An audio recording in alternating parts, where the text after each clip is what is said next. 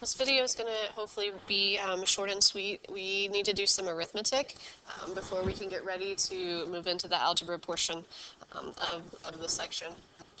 So if we're adding fractions and my denominators are 6 and 4, okay, I want you to think for a minute about what that lowest common denominator would be between 6 and 4. Lowest common denominator is going to be 12. What about between 3 and 9?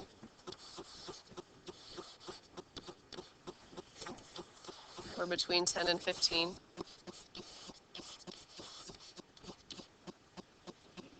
Pause me if you need to think about it for a minute. Otherwise, I'm just going to jump in. Okay, between 3 and 9 is going to be 9. Between 10 and 15 is going to be 60. Now, when we're dealing with numerical fractions and our denominators are small, a lot of students just spit out that 12 or that 9 or even maybe the 60 without having to do much thought or work or scribbling. Your brain knows what we're after, and it helps you out and lets you know what's going on. Okay, but we need to break down today and remember exactly how these common denominators are built so that when we stick the algebraic expressions back in there, then we can follow the same kind of path. Now, on the top one with 6 and 4, 12 is the lowest common denominator. But if at my desk, if I was adding those together and I used 24, I could still get to the right answer. I would just have more reducing in the end. Okay? So even though we can, I'm going to use the word cheat. So sorry. Even if I quote-unquote cheat on that and use a different denominator, I can still get to the right answer if I reduce enough.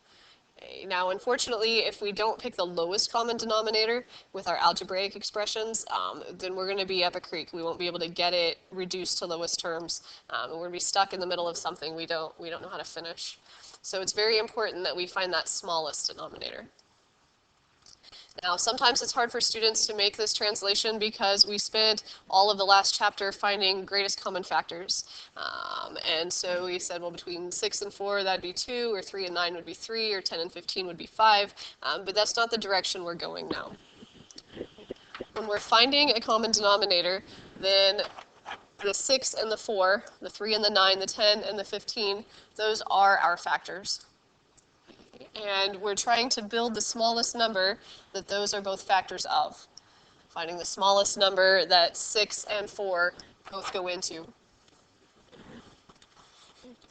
Now, in order to find that number, and I'm not saying you have to go back when you have things like 10 and 15, that you have to go back and write these steps down, or 4 and 6. But again, we're going to break it down into its smallest base pieces so that we can deal with these when they're x plus 5s and x minus 3s instead of just 6, which is a 2 and a 3. Okay. So the first step is that we're going to factor all the denominators that we have. Okay. And something like 3 in the second one doesn't factor. Okay. So it's just done. Right. Then when we come over across to build our lowest common denominator, okay, if 6 is going to be a factor of this number we're trying to build, then that means both 2 and 3, all of the factors of 6 have to be factors of this number. I'm going to write it 3 today, apparently, to save my life. There we go. Okay, so if 2 and 3 are in my circle here under the 6, I'm going to write both 2 and 3 over here on the other side. Now, if 4 is going to be a factor of this number I'm trying to build, then it says I have to have a 2. And if I already have the 2, I don't have to write it down again. But it says I need another 2. So I have to put it on the list. Notice that both 2's have to be there. If I multiply 2 times 3 times 2, put those pieces back together, there's my 12. If I come down below, if I start with the 3, 3 is the only factor there, so I write it down. If I come across to the 9, it says I gotta have 2 3's. So I write them both down. Sometimes the lowest common denominator is one of the 2 numbers that you're working with. Okay, but understand it will be greater than or equal to the denominators you're given. Okay, 12 is bigger than 6 and 4. 9 is equal to 9, bigger than 3. If we take the same path down here with the 60, okay, it says I've got to start with everything on this list, which is 2 times 5. Okay, it says I got to have a 3 on my list. And it's not there yet, so I put a 3 down, apparently in black. Okay. It says I need a 5, and the 5 is already there, so I don't put it down again. If I multiply all those things together, 2 times 5 times 3, there's my 60. So I'll go ahead in a moment. If I've got 35 for one denominator and 15 for the other, go ahead and pause the video and play with this, trying the method that I showed you, not the other paths that work fine for numbers but won't later on. Okay, the method I just showed you, see if you can find that lowest common denominator. Okay, when you've got it, turn the video back on.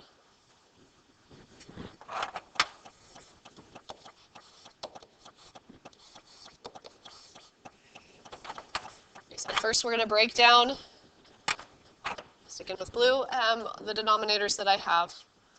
When I hop over here, it says I'm going to take 5 and 7. I've got to write every number from this list over here on my list. Then it says, when I hop to the 15, it says I need a 3. I don't have that yet. It says I need a 5. I've already got that. So I don't write it down again. If I multiply 5 times 7 times 3, I should get 105. And 105 is the lowest common denominator of those fractions. This is the stuff that we're going to use here in a minute. Again, when we are dealing with x squared plus 2x plus 4 and those sorts of things. So practice some of these if you need to with regular fractions first.